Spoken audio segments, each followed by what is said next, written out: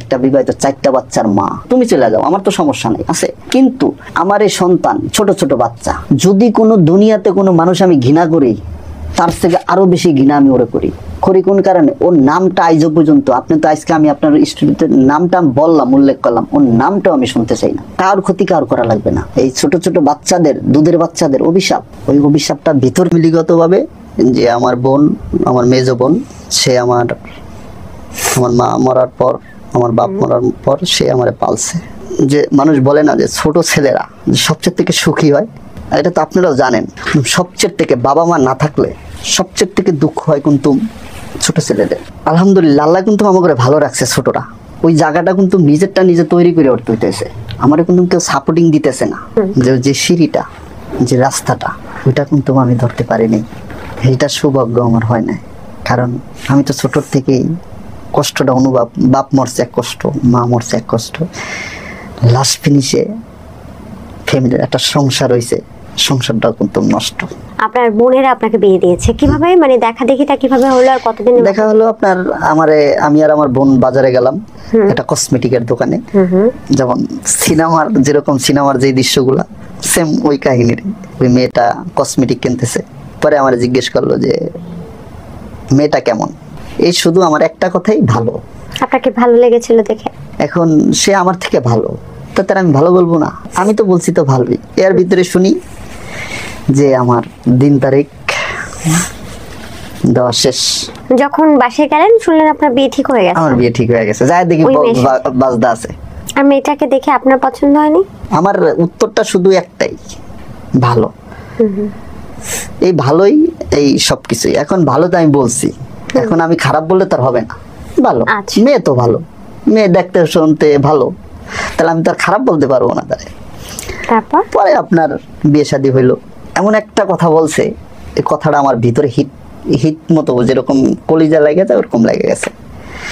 বলছে যে আমি সংসারে অনেক কষ্ট করছি, বড় মেয়ে কিন্তু আমি যারা বিয়ে করছি সে কিন্তু সংসারে বড় মেয়ে, কিন্তু ওরা 2 ভাই 2 বোন। আপনি আমার নিয়া কোনো ভারী ধরনের কোনো কাজ করেন না। আমি একটা কথাই বলছি, 5 ওয়াক্ত নামাজ পড়বা, ঘরে থাকবা, আল্লাহ বিল্লাহ করবা, বাইরের দায়িত্ব আমার, সংসারের দায়িত্ব তোমার। তারপর আমি তারে দিয়া কোনো কাজ করাইনি। আমি যে দান নিজে চাল কিনা ঘরে আনি। হঠাৎ ছেলে মেয়ে হইলো, প্রথম মেয়ে, বড় মেয়ে আমার। যেমন আমি ছেলের আকর্ষণ যেমন আছে না একটা ছেলের, আমি খুশি আলহামদুলিল্লাহ, আল্লাহ যা দিছে এটাই আলহামদুলিল্লাহ। মেয়ে তারপরও ও একটা জিনিসই ভাবছে যে হয়তো বা আমি ওর থেকে আমি আড়াল হইতে পারি, এরকম কিছু ভাবতে ও আছে মনে হয়, আমার মনে হয়। নাহলে বাচ্চা একটা আপনার গ্যাপ যদি থাকতো, গ্যাপ নাই আমাদের, কোনো গ্যাপ নাই, বাচ্চার কোনো গ্যাপ নাই। আচ্ছা, ছোট ছোট বাচ্চা একবার আপনি বছর আপনার 18 মাস, আপনার 2 বছর এরকম গ্যাপে, বুঝতে পারছেন? আমাকে যেমন ইয়াটা ওরকম ভাবে হয় না। হ্যাঁ, পরে আবার বললে যে ঢাকা নিয়ে আসো আমারে, আমি ঢাকা নিয়ে আসছি। কিন্তু মেয়ে হওয়ার পর খুব মারাত্মক একটা কাজ করে লাইছে। একটা লোকের ওর নাম্বারটা নিছে, এর ভিতরে ওর ফোনে একটা ফোন আসছে। তখন ফোনটা আমি ধরছি। মানে কি শুনেছেন? হ্যালো বলছি মতন, তার ভয়েসটা শুনছি। শোনার পরে আমি ওরে আবার আমি ফোন দিছি, আমার ফোন ও রিসিভ করে নাই। তারপর আমি চিন্তা করলাম যে এটা ঢাকার শহর। আমার কথা হলো যে 2 দিন হয়েছে, 3 দিন হয়েছে, মোবাইলটা রাইকা সিমটা ভাঙ্গা। আমার ঘরের ভিতরে জর্গা কাজে আমার পছন্দ না, যে ঘরের ভিতরে কেসাল আছে না, আমার কথা হলো কেসালের দরকার নাই।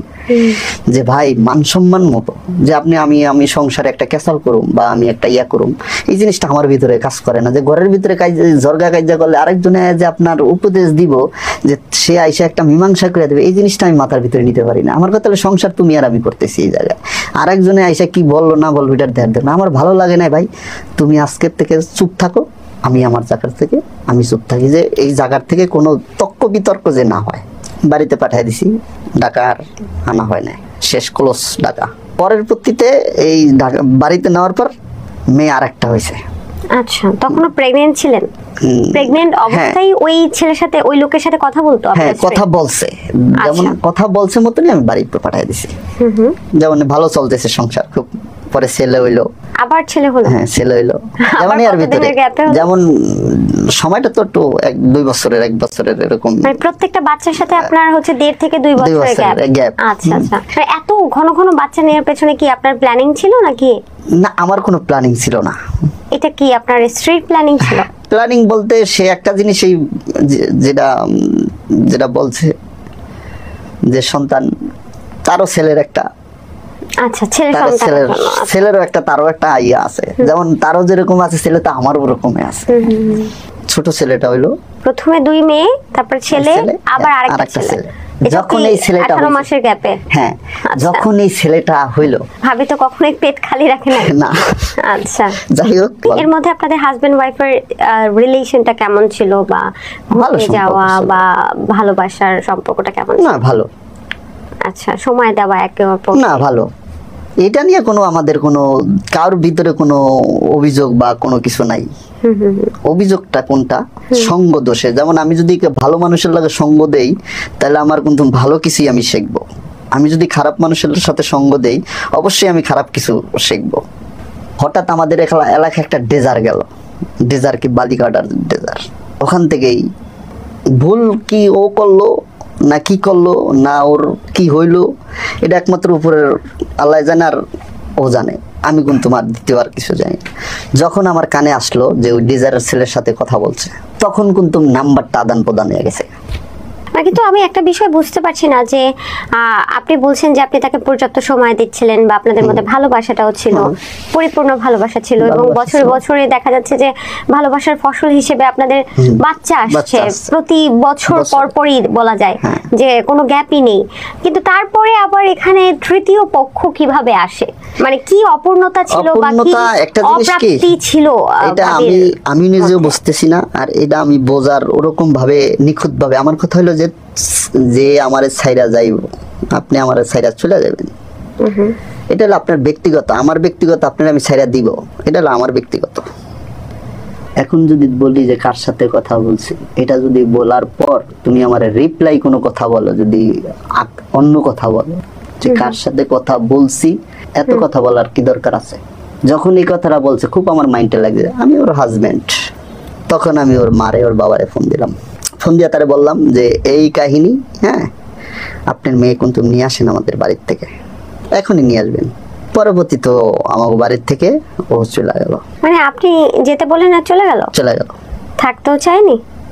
কোনো কথাই আমি থাকতে চাইবো কিনা, এই কথাটা আমি তার কাছে থেকে শুনি নাই। তার নিজেরও কি যাওয়ার ইচ্ছে ছিল এরকম কিছু? সেটা ব্যক্তিগতভাবে তার, এটার আপনার ব্যক্তিগত তো আর আমি দেখবো না, আমার ব্যক্তিগত তার আপনি দেখবেন না। এখন তার ব্যক্তিগত সে চলে গেছে। যে আমার হিসাব হলো যে ওখানে যাইলে শাসন তো একটা থাকবো, বাবা মার কাছে বা ভাই আছে, সব আছে, আত্মীয় স্বজন আছে একটা বাড়িতে, হিসাব করে আমি বলছিলাম।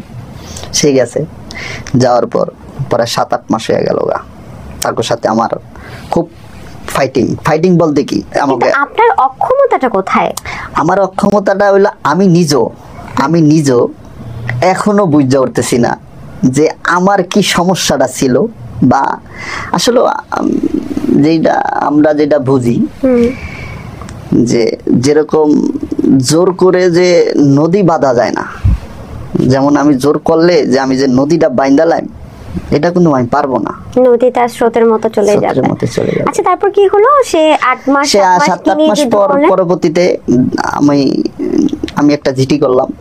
ওয়েট, মানে ভাবি যখন চলে গেলেন, তখন আপনি তার সাথে যোগাযোগ করেননি? আর যোগাযোগ না, টোটালি আমি ক্লোজ করে দিয়েছি যোগাযোগ। আর বাচ্চাগুলো, এই যে বাচ্চার সাথে আমি 8 মাসের ভিতরে কোনো যোগাযোগ করিনি। বাচ্চা সহ উনি চলে গেছে। পরবর্তী 8 মাস আপনারা যোগাযোগ দেখি? আমি 8 মাস যোগাযোগ করিনি, কিন্তু হ্যাঁ এর ভিতরে আবার একটা কিন্তু আছে। আমি বাচ্চাগুলোর সাথে যোগাযোগ, কিন্তু বাচ্চার আমি যে অভিভাবক, আমার সন্তান, তো আমার তো খোঁজ খবর নিতে হবে।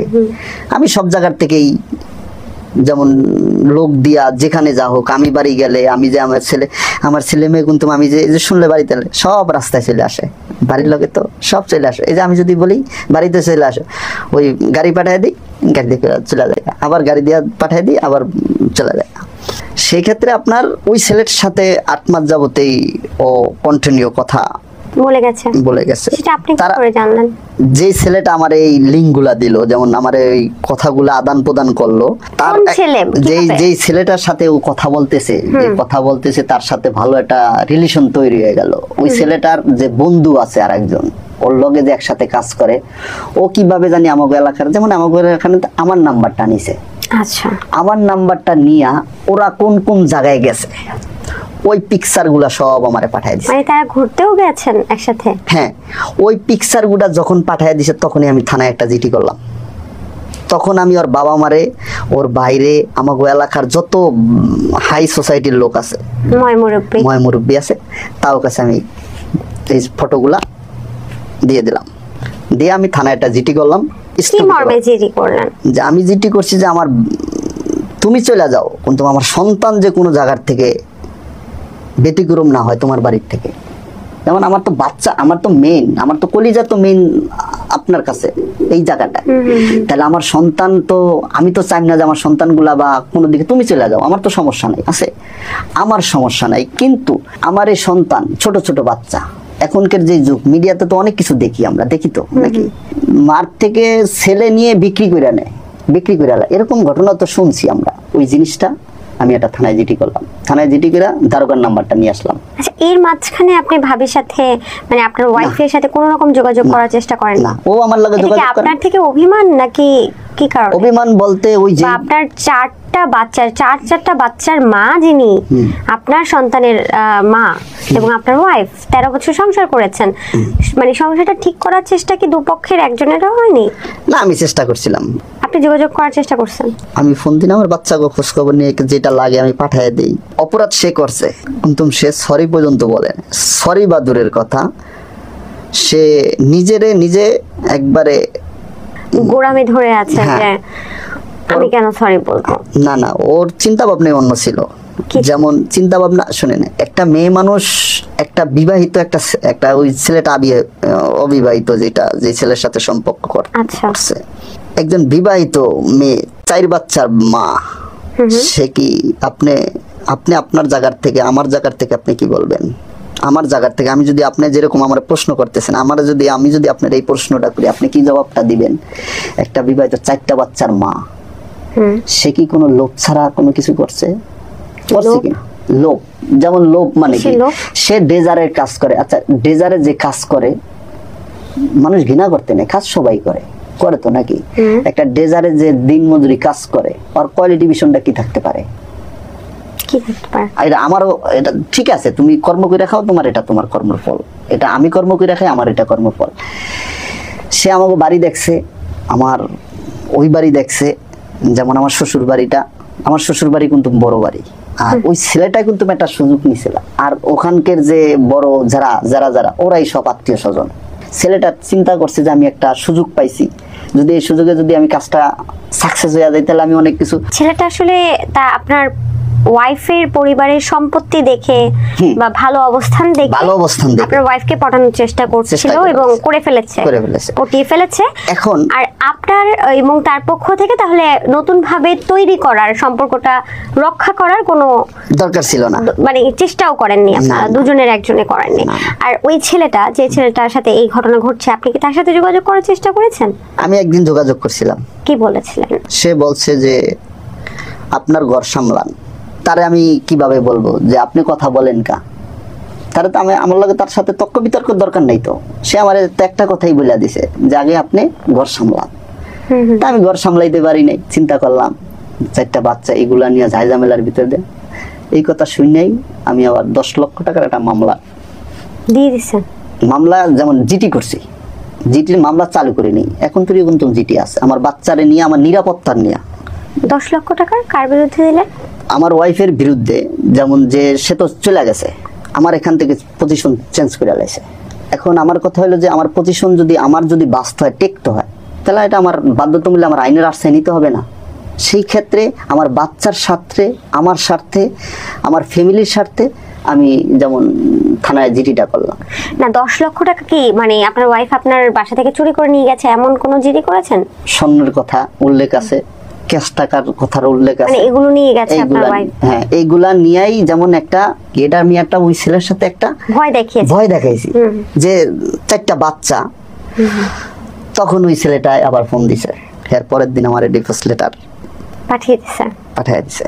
পরবর্তীতে শুনলাম তাগো বিয়ে, যেমন আমার ডিভোর্স না দেওয়ারই আগেই তাগো, মানে আপনি হাজবেন্ড হিসেবে এক্সিস্টিং থাকাকালীন তিনি আরেকটা বিয়ে করে ফেলেছেন। আমি জানতে পারছি পরে। তখন আমি ওই লোকে গোটে জিজ্ঞেস করলাম, এই যে আমাদের এলাকার যে ময়মুরব্বী, তার কাছে জিজ্ঞেস করলাম, যখন ডিভোর্সের কাগজটা আমার ফোন দিছে যে আমির তোমার একটা দুঃসংবাদ, তখন আপনার সন্ধ্যা ওই আমি বুঝে লাইছি যে ভাই কি কইতে চায়, কারণ সে তো তাগো একটা ইয়ার, সে আমার ভালো জানে অনেক এখনো।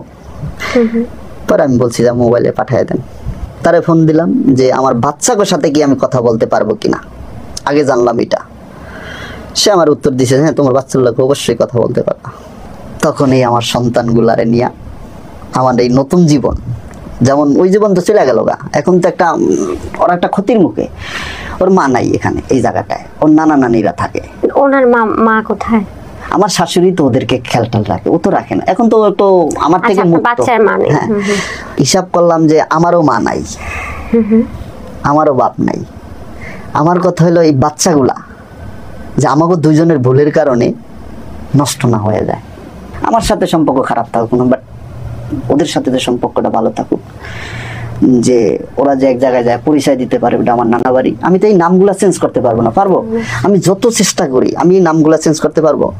আপু আপনার কাছে কি বলবো, এখান থেকে রাত্রে লঞ্চ উঠতে 9টা 8:30 লঞ্চ উঠি, 9টার লঞ্চ উঠি, আমার ঘরে ভোর 3:30 বাজে 4টা বাজে নামাই দেয়, 3:45 বাজে। আমি কিন্তু লঞ্চ গার্ড বৈশা থাকি, ঘুম যে ডিস্টার্ব না হয়। যখন মাদ্রাসায় যায় হাত মুখ ধুইয়া, যখন মাদ্রাসায় যায় ঠিক 4 মিনিট আগে আমি ওদের বাড়ির সামনে হাজির, ওদের বাড়ির সামনে, নানা বাড়ির সামনে। আমি তো এলাকার ছেলে, আমি তো এলাকার ছেলে, সবাই চেনে আর সবাই সাথে আমার ভালো সম্পর্ক। তখন ওর নানায় যখন নামাজ পড়তে যায়, দেখে যে আমরা নামাজ পড়ে যখন মসজিদ থেকে বের হয়, তখন দেখে যে আমরা 5 জনে এখানে বাপ্পতে যেরকম গল্প, এখানে চুমা দিব, এখানে দিব, এখানে দিব। 2 ছেলে আমার সাথে জায়গা, বাড়িতে জায়গা, বাড়ির থেকে আবার আমার তো ঘরের ভিতরে পাক ঠাক করার মতো ওরকম স্কোপ নেই। আমি তো বাড়িতে গেলে এখনো বর্তমানে আপনার মা বাবা তো বেঁচে নেই, আমার লাইফটা কিন্তু এরকম কাটার কথা না। আমি তো 1-2 ঘন্টা না খেয়ে থাকতে পারবো, ওরা তো থাকতে পারবো না। আমি যতটুকু করব আমার সন্তানের জন্য, তৃতীয় ব্যক্তি আর কি সন্তানের জন্য করব না। ওদেরকে নিয়ে বাজারে যাই, খাওয়ায় ঠাওয়ায় যে খায়, পরে ওদেরকে বাড়িতে দিয়ে আসি, ওখান থেকে দিয়া বাড়িতে চলে আসি। সবচেয়ে ব্যথাটা কিন্তু আমার এখান থেকে লাগছে, আমার খুব ব্যথাটা লাগছে। আব্বু আমি পোড়া মুরগি খাই। পরে আমার মেয়ের ছেলেরে নিয়ে, ওর মামা ছিল ছোট মামা, আমরা 5 জন মানুষ।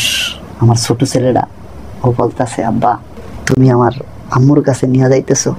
তখন খুব মারাত্মকভাবে খুব আঘাত পাইছি আমি, মারাত্মকভাবে। যে আঘাতটা মনে করেন ওই সময়টা যে আঘাতটা, তখন ওর মামা চিৎকার দিয়ে উঠছে, ওর মামা চিৎকার দিয়ে উঠছে, উঠা এরকম করে আমার বাচ্চাটাকে কোলে নিয়ে, আর মামা তোর মায় না মরিয়া গেছে, তুই জানোস না, শুনোস না, তোর মায় মরিয়া গেছে। আর আমার বাচ্চারা আইজ পর্যন্ত মার নামটাই উল্লেখ করে না আমার সামনে। আমি ইচ্ছা করলে তো একটা কিছু করতে পারতাম তো নাকি? আপনি তো একটা বিয়ে করে বাচ্চাদেরকে একসাথে রাখতে পারতাম। ওরা ছোট ছোট বাচ্চা। আজকে স্বাভাবিক একটা জিনিস দেখেন, এখনকার যে সব তো একরকম না। আমি একটা মেয়ে বিয়ে করলাম, এখন কি আমি 4 বাচ্চার বাবা মেয়েটা আমি আর তোমায় বিয়ে করতে পারবো? এটা কি সম্ভব? কেন বিবাহিত মেয়ে বিয়ে করলেই বা কি হবে? সম্ভব মানে ডিভোর্সড মেয়ে এটি তো পাইতে হইব, বইতে তো হইব। 4 বাচ্চা আপনি বুঝেন, 4 বাচ্চার কথা শুনলেও অনেক মানুষ মনে করে 4 বাচ্চা। আপনি যে ওই অবাক করার একটা দৃশ্যগুলা, বুঝলি তো? আপনি আমার কেউ কোশ্চেন করুন যে 4 বাচ্চার ভিতরে বিয়া দিতে হইব। যেমন কিছু কিছু লোক আছে না, অবশ্যই আছে। কারণ আমার কথা হইলো যে যেটা নিয়ে আমি পারুম না লড়াই করতে, এটা তো আমার লড়াই করার প্রয়োজন নাই। আমার কথা হলো আমার সন্তানগুলো আস্তে আস্তে একটু বড় হোক, সবকিছু বুঝুক, তখন চিন্তা ভাবনা করা যাবে যে ভাই কি করা যায়। আমার মেয়েটা যদি চারজনের কাবার দিতে পারে, আর 4 ভাই বোনে যদি কাবার দিতে পারে, যেমন বড় মেয়েটা যদি ওকে সুন্দরভাবে গোছায় রাখতে পারতো, তাহলে সেই ক্ষেত্রে আমার কোনো সমস্যা ছিল না। এখন এখন আপনার বাচ্চাদের বয়স কত? সবার বড়টার কত বছর? 10.5 বছর। মেয়েটা তারপরে মেয়ে পরে সিরিয়ালে 10.5 9.5 এরকম 8.5 7.5 এরকম সিরিয়ালে কাছাকাছি বয়স সবারই। আচ্ছা, আপনার স্ত্রী যখন আপনাকে ছেড়ে যায় তখন আপনার ছোট বাচ্চার বয়স কত ছিল? 18 মাস। মানে একেবারে দুধ থেকে উঠেছে, দুধের বাচ্চা বলা যায়। তারপর এখন একটু জানতে ইচ্ছে করে না যে উনি কেমন আছেন, আপনার সাবেক স্ত্রী? ডাস্টবিনে ময়লা ফালায়, ডাস্টবিন থেকে কিন্তু ময়লা উঠায়া শূন্য হোক। মানুষের প্রতি একবার যদি ঘৃণা জন্ম হয় আপা, যে কোনো মানুষেরই হোক, আমারই কি আপনারই কি আরেকজনেরই কি, আপনি বিশ্বাস করবেন কিনা জানি না, ও যে আমার স্ত্রী ছিল। যদি কোনো দুনিয়াতে কোনো মানুষ আমি ঘৃণা করি, তার থেকে আরো বেশি ঘৃণা আমি ওরে করি। কোন কারণে? ওর নামটা আইজ পর্যন্ত, আপনি তো আজকে আমি আপনার স্টুডেন্টের নামটা বললাম, উল্লেখ করলাম, ওর নামটাও আমি শুনতে চাই না। এরপরে ওই সংসারটা কি টিকে ছিল? টেকলো কি টেকলো না, এইগুলা আমার কোনো ধরনের আপনার ইচ্ছে নেই জানার, আমি জানি, কিন্তু আপনি আমাকে বলেছিলেন যে এই আপনাকে রেখে যেই পুরুষের কাছে গেলেন, বিয়ে করলেন, সেই ঘরে কোনো সন্তান হয়েছে না। সেই ঘরটাও নাকি তিনি করতে পারেননি। হ্যাঁ, শুনছি আমি করতে পারেন। এবং তারপর কি আবার নাকি বিয়ে হয়েছে আপনি বলেছিলেন? তাও শুনছি আবার বিয়ে হয়েছে। আচ্ছা, তার মানে আপনার স্ত্রীর এখন 3য় বিয়ে চলছে। এখন ভবিষ্যৎ পরিকল্পনা কি যে বাচ্চাগুলো বড় হলে তাহলে আপনি একজন সুদর্শনাকে দেখে বিয়ে করবেন, তাই তো?